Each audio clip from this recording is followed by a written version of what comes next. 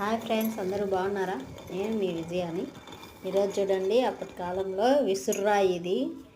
ఏదైనా రవ్వ చేసుకోవాలన్నా పిండి, రాగి పిండి కానీ, జొన్న పిండి కానీ, శనగబ్యాళ్ళు కానీ, శనగబ్యాళ్ళతో చేసేది కానీ ఇలా చేసేవాళ్ళు. చూడండి ఫ్రెండ్స్, అప్పట్లో చాలా బాగా ఇలా కష్టం చేసేయడం వల్లే పొట్టలు లావు కాకుండా ఉండడం ఉండేది.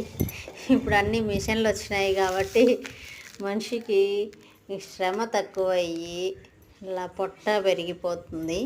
చూడండి, జొన్నలు వేసాను, నేను జొన్న రవ్వ చేస్తున్నాను. చాలా నిదానంగా ఇసురితే చాలా బాగుంటాయి. అప్పట్లో మిషన్లు లేవు కాబట్టి ఇలా ఇసురాయిలో ఇసిరేవాళ్ళు, రవ్వ కానీ పిండి కానీ ఏదైనా. చూడండి, ఇలా గుంజ ఊడిపోయిన బాగా కొట్టేసుకొని గట్టిగా